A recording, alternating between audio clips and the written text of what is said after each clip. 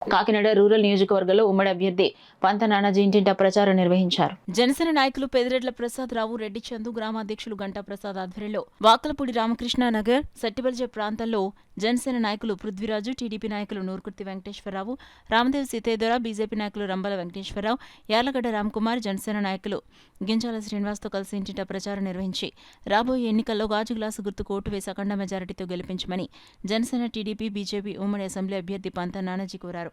ఈ సందర్భంగా మీడియాతో మాట్లాడుతూ రాబోయే మా ఉమ్మడి ప్రభుత్వంలో 6 నెలల లోపుగా మౌలిక వసతులు కల్పిస్తామని, ప్రతి ఒక్కరికి న్యాయం జరిగేలా చూస్తామని, స్థానిక యువతకే కంపెనీలలో ఉద్యోగ అవకాశాలు కల్పిస్తామని, వాయు కాలుష్య నియంత్రణపై శ్రద్ధ చూపిస్తామని తెలిపారు. ఈ కార్యక్రమంలో జనసేన, టీడీపీ, బీజేపీ నాయకులు, కార్యకర్తలు, జన సైనికులు, వీర మహిళలు పాల్గొన్నారు.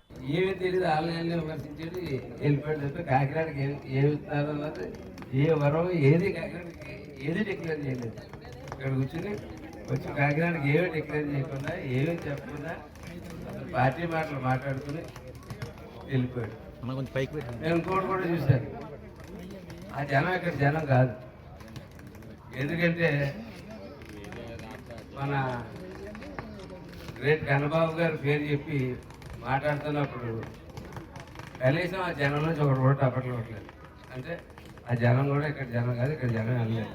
ఇక్కడ జనం వెళ్ళలేదన్నారు ఉదాహరణ.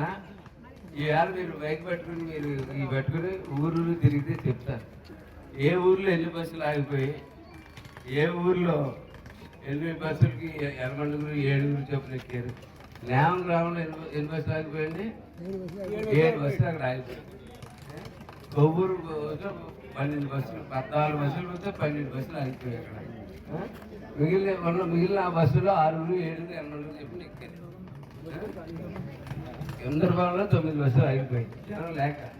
ఇక్కడ ఎక్కడా జనం లేక ఆఖరిగా మండపేట నుంచి అక్కడి నుంచి ఎక్కడి నుంచి పడితే అక్కడి నుంచి జనం తీసుకొచ్చారు. వాళ్ళే తీసుకొని చెప్తారు వెళ్ళిపోయారు చెప్తే. ఎందుకంటే ప్రతిపక్షం కూడా ఉంటేనే మా పాలకపక్షానికి అద్భుతంగా ఉంటుంది. రేపు జూన్ 4వ తారీఖున వర్డిక్ట్ అద్భుతంగా ఉంటుంది తీర్పు. మేము చూసిన వాటిల్లో ఎక్కడికైనా అంటే ఉత్తరాంధ్ర నుంచి శ్రీకాకుళం, విజయనగరం, వైజాగ్, అనకాపల్లి, అంటే కొత్తగా ఏంటంటే నెల్లూరు, చిత్తూరులో కూడా స్వీప్, ఒంగోలు స్వీప్, కృష్ణా గుంటూరులో అయితే నీకు చెప్పక్కర్లా. ఇక మన ఈస్ట్ వెస్ట్లో ఏంటంటే కాపులు అని మనకి ముద్ర వేశారు కాబట్టి సరే మనం కాపులే, మరి నానాజీ గారి కాపులే, మరి అందరికీ ఆయన సేవ చేస్తారు లేదు, ఒక కాపులకే చేయట్లేదు కదా. ఇది గుర్తుపెట్టుకోవాలి కాపు సోదరులు. ఇప్పుడు గోవిందుడు అందరివాడు అంటే నానాజీ గారు కూడా అందరివాడు. అంటే ఏంటంటే మనకేంటంటే ఒక స్టెక్కర్ వేసేసారు కాపులు అంటే. ఆ దళితులు కొంతమంది పోయారు, అక్కడ పోయారు, టోల్ గేట్ టికెట్లు కొట్టుకునేటట్టు. ఆడన్నా కొంచెం నిజాయితీ ఉంటుంది. ఎమ్మెల్యే వస్తే వదిలేస్తాడు, ఎంపీ వస్తే వదిలేస్తాడు, ఏదో బోర్డులు చూసి. ఇవి మన ముద్రగడ్డ అలా కాదు. ఇతను ఏంటంటే గొడతాళ్ళ వరకు వచ్చేసాడు ఆఖరికి. ఏం చేస్తాం మనం దౌర్భాగ్యం చేస్తే ఆ పచ్చడి జాడీలు ఇవ్వటం, అందరికి భోజనాలు ఇవ్వటం తప్ప ఇంకోటి ఏం రాదు అతనికి. సో కాపు నాయకుడు అంటే ఒక్కొక్క నియోజకవర్గంలో ప్రజలను ఆదుకుని కాపు కులానికి సంబంధించిన వాడే నాయకుడు. కాబట్టి రూరల్కి పంత నానాజీ గారే కాపు నాయకుడు. మొత్తం రోడ్ అన్ని బ్లాక్ చేసినా కానీ ఆదిత్య స్టూడెంట్స్ బయటకు వదిలితే అనుకోకుండా ఏంటంటే వచ్చిన వాళ్ళందరూ మన జన సైనికులు, పవన్ కళ్యాణ్ ఫ్యాన్స్. పవన్ కళ్యాణ్ గురించి జైలు కొట్టారని అందులో ఒక స్టూడెంట్ని వేళ సస్పెండ్ చేశారు. సరే 5 నాకు ఒకవేళ సస్పెన్షన్ లెటర్ దొరికింది, 5 సస్పెండ్ చేశారంట. రోడ్డు మీద జరిగిన దానికి పవన్ కళ్యాణ్కి జైలు కొడితే కాలేజీ ఎలా సస్పెండ్ చేస్తారు? దీని వెనకాల ఎవరున్నారనేది మాత్రం ఖచ్చితంగా బయటకు రావాలి. నెంబర్ 3, మన సెంటర్లోని అచ్చంపేట జంక్షన్కి వచ్చి రియల్ హీరోకి వేస్తారా, సినిమా హీరోకి వేస్తారా అని పవన్ కళ్యాణ్ గారిని అంటున్నారు. ఎవరు? జగన్మోహన్ రెడ్డి గారు సీఎం. జ్వరం వస్తే హైదరాబాద్ వెళ్తాడంట. ఏమండి, మీ కరోనా టైంలో మీ మంత్రులు, ఎమ్మెల్యేలుగా జ్వరాలు వస్తే మీ రెడ్డి గారి హాస్పిటల్ అపోలోలో చేసుకున్నారా, మీ అందరూ ఇక్కడ చేసుకున్నారా? నెంబర్ 1 చెప్పండి. అలా కాకుండా ఇప్పుడు సీఎం అయ్యాక మీరు ఇక్కడ వస్తున్నారు, కానీ సీఎం అవ్వకముందు ప్రతి శుక్రవారం హైదరాబాద్లో మీకు ఎందుకు వెళ్ళేవారు? సాటర్డే సండే మీరు ఎక్కడ సెలవు తీసుకునేవారు? ఇవన్నీ కూడా మాట్లాడాలంటే మేము కూడా చాలా చక్కగా మాట్లాడగలం. హైదరాబాద్ అనేది ఉమ్మడి రాజధాని కాబట్టి అక్కడ ఏమైనా పనులు ఉంటే వెళ్తూ ఉంటారు, వస్తుంటారు. కానీ నిరంతరం ఇక్కడే అవైలబుల్లో ఉంటాను పవన్ కళ్యాణ్ చెప్తారు. పిఠాపురం నా స్వగ్రామం, దీన్ని పూర్తిగా అభివృద్ధి చేస్తా అంటున్నారు.